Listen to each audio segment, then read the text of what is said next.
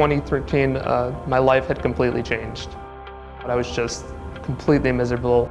I had no belonging, I had no connection to anything.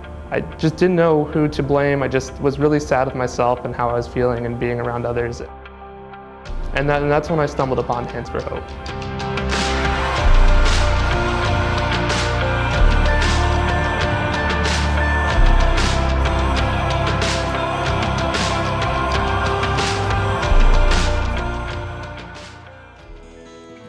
Kind of a weird process for me. It was one of those moments of, hey, my life I need to do something.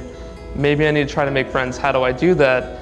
I'm not good at reaching out to people, but when I see lists of clubs on a piece of paper, and when I saw the Hands for Hope, it just sounded right. It just fit right, and I just said, hey, I'm gonna show up, and that's exactly what I did.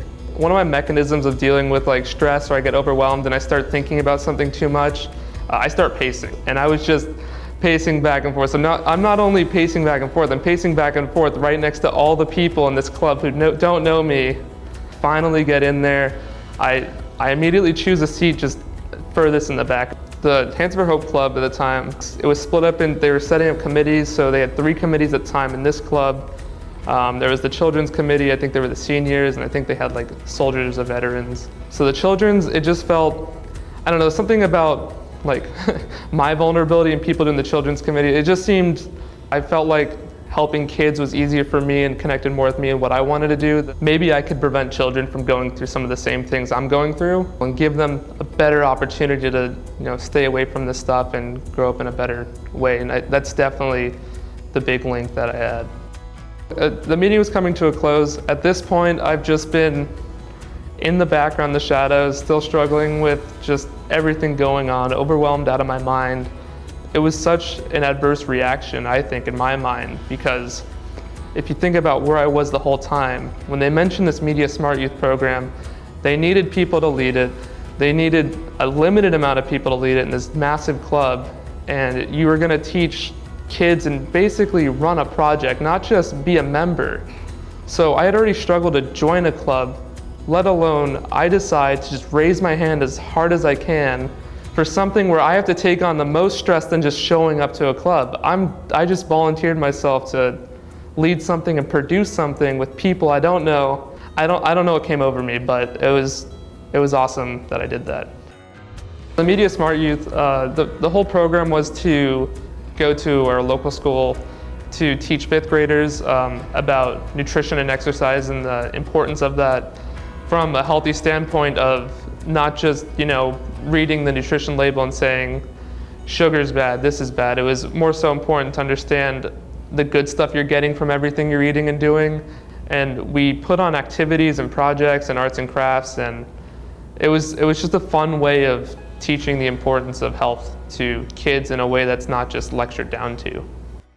So I work at Northrop Grumman. It's a top aerospace defense contractor.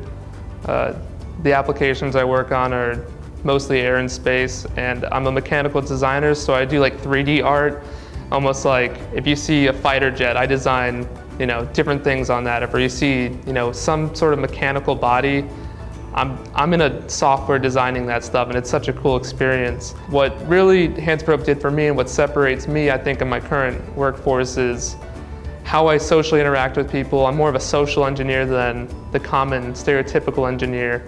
You're not just working with engineers, there's a wide variety of majors and disciplines. You'll have business, you'll have 20 different types of engineers, and all of them are a different focus. And what Hands for Hope did for you was you were part of a committee, different people were part of different ages, backgrounds, groups, and you learn how to interact with not just one person, but a community of people.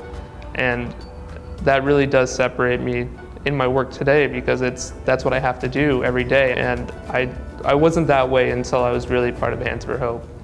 I don't know how important it is, but like meeting my fiance in Hands for Hope, I didn't expect that at all with Hands for Hope. It just happened organically. We met, she ran the Kids Oasis and she went to a private school, and I went to Oak Ridge, and she was in an all-girls school, so there was no way we could naturally meet in school. So it was all through Hands for Hope only. I think it finally hit when we were walking through the haunted house we put on as Hands for Hope, and we walked through together, and she was so scared, and the second she grabbed me, and since there it's been, I guess we're engaged now, so you know. Join us in supporting the next generation of leaders and changemakers.